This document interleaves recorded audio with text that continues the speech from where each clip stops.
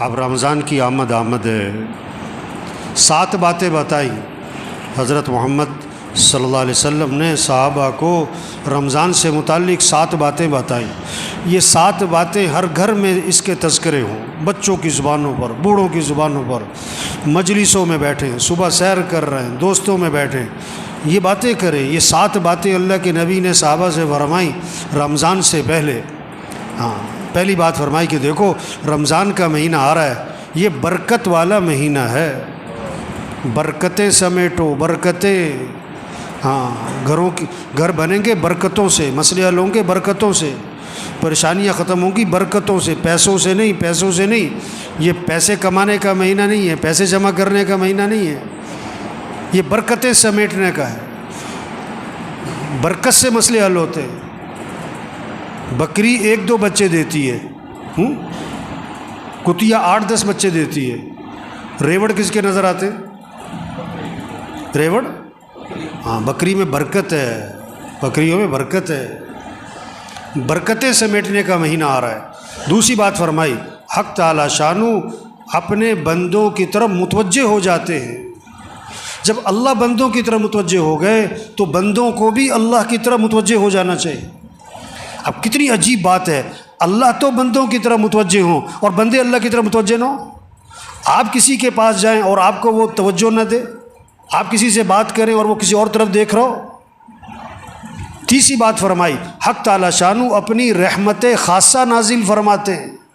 عام رحمتیں پورے سال ہیں، رمضان میں خاص رحمتیں نازل ہو رہی ہیں، خاص رحمتیں، ان رحمتوں سے اپنا اپنا حصہ لے لو، اپنا حصہ لے لو، اپنا حصہ لے لو بھائی۔ نہر میں پانی ہوتا ہے، ہر آدمی اپنے برتن کے حساب سے پانی بھر لیتا ہے۔ جس کا چھوٹا برتن ہوتا ہے پانی بھی تھوڑا ملتا ہے، جس کا برتن کا ڈھکن بند ہوتا ہے اسے قطرہ بھی نہیں ملتا ہے۔ تو رحمتیں ہیں اللہ کی خاص رمضان میں، اپنا حصہ لو اس سے۔ چوتھی بات فرمائی، حق تعالی شانو بندوں کی خطاؤں کو معاف فرماتے ہیں۔ انسان سے بڑی غلطیاں ہیں، کمیاں، کوتاہیاں، کہیں دیکھنے میں، کہیں بولنے میں، کہیں سننے میں، کہیں کمانے میں، کہیں خرچ کرنے میں غلطیاں ہو رہی ہیں۔ اللہ معاف کرنے والے ہیں۔ رمضان کا مہینہ کس لیے؟ معافی مانگو، معافی مانگو، معافی مانگو اللہ سے، اللہ معاف کر دیں گے۔ یہ معافی مانگنے کا مہینہ ہے۔ اس لیے شب قدر میں کیا دعا سکھائی؟ یہ نہیں کہ میں نے بڑے روزے رکھے ہیں، بڑی تراویح پڑھی ہے، بڑی تہجد پڑھی ہے، بڑی نفلیں پڑھی ہیں، بڑا اعتکاف کیا ہے، بڑے صدقے کیے ہیں، اللہ قبول فرما۔ نہیں، شب قدر میں کیا دعا ہے؟ اللہم انک عفو تحب العفو فاعف عنی، اللہ تو معاف کرنے والا ہے، معافی کو پسند فرماتا ہے، مجھے معاف کر دے۔ بس معافی مانگو بھائی، اللہ کو بندے کا معافی مانگنا بہت پسند ہے۔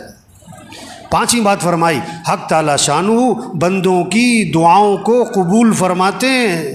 یہ مہینہ کس کا ہے؟ مانگنے کا۔ ہم سب محتاج ہیں، سب کی ضرورتیں، سب کی پریشانیاں ہیں، سب کے حالات ہیں، گھریلو مسئلے، کاروباری مسئلے، ملک کے مسئلے، عوام کے مسئلے، حکمرانوں کے مسئلے، مسائل، مسلمانوں کے کتنے حالات پوری دنیا میں۔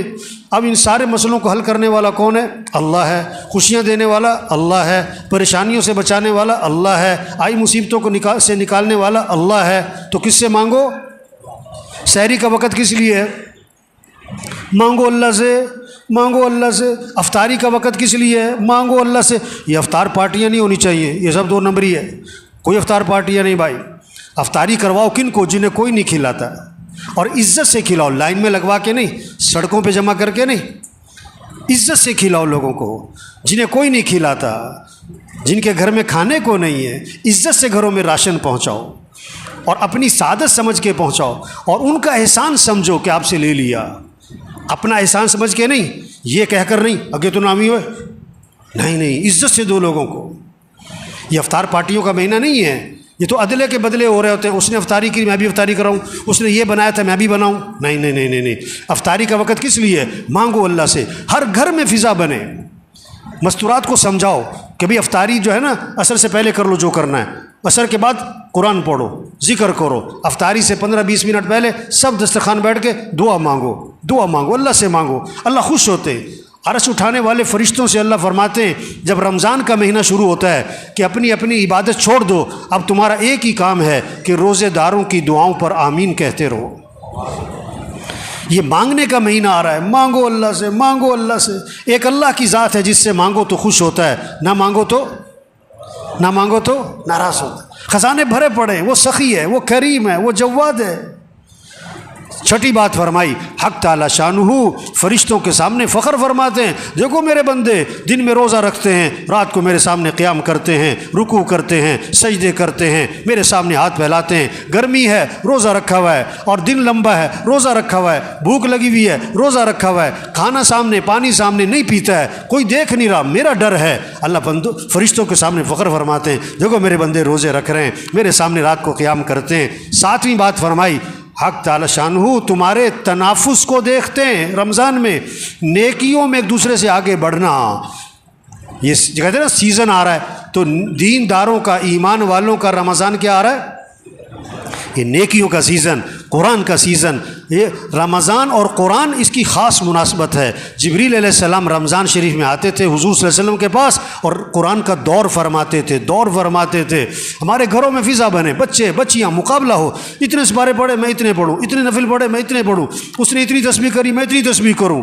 یہ رمضان تنافس، نیکیوں میں ایک دوسرے سے آگے بڑھو۔ یہ پیسے کمانے کا نہیں، یہ بازاروں کا نہیں، یہ موبائل کا نہیں۔ یہ رمضان کے مہینے میں موبائل بند کرو، موبائل بند کریں، ٹی وی بند کریں۔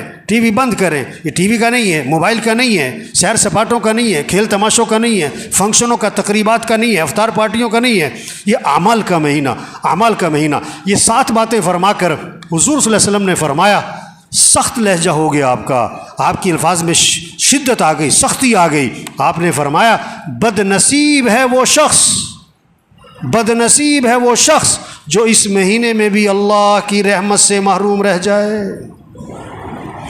بد نصیب ہے وہ شخص جو اس مہینے میں بھی اللہ کی رحمت سے محروم رہ جائے۔ رمضان جیسا مہینہ آیا اپنی برکتوں سمیت، اپنی خیروں سمیت، اپنی رحمتوں سمیت، اور اس نے اس سے کوئی فائدہ نہ اٹھایا، اور رمضان میں بھی اس کی زندگی میں تبدیلی نہ آئی۔ اس نے رمضان میں بھی گناہوں کو نہ چھوڑا، اس نے رمضان میں بھی برائیوں کو نہ چھوڑا، رمضان میں بھی مسیح میں نظر نہ آیا، رمضان میں بھی جھوٹ نہ چھوڑا، رمضان میں بھی بے حیا برائی کو اور ماں باپ کی نافرمانی کو نہ چھوڑا۔ بھائی بڑا قیمتی مہینہ آ رہا ہے، اور پتہ نہیں کس کا آخری مہینہ ہے، پتہ نہیں کس کا آخری رمضان ہے۔ کتنے پچھلے رمضان میں تھے، اس رمضان میں نہیں ہوں گے، اور کتنے اس رمضان میں ہوں گے، اور اگلے رمضان میں نہیں ہوں گے۔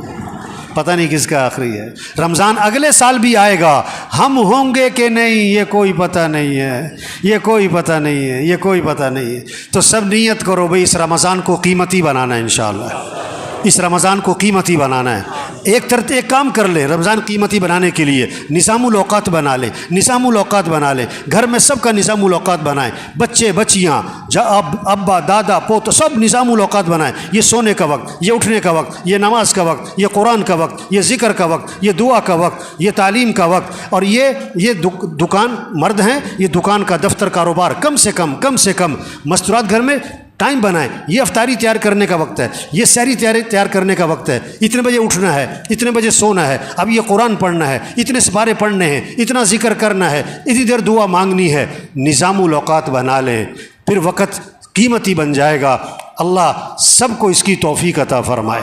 نیت کریں، دعا مانگیں، کوشش کریں، اللہ ہمیں توفیق عطا فرمائے۔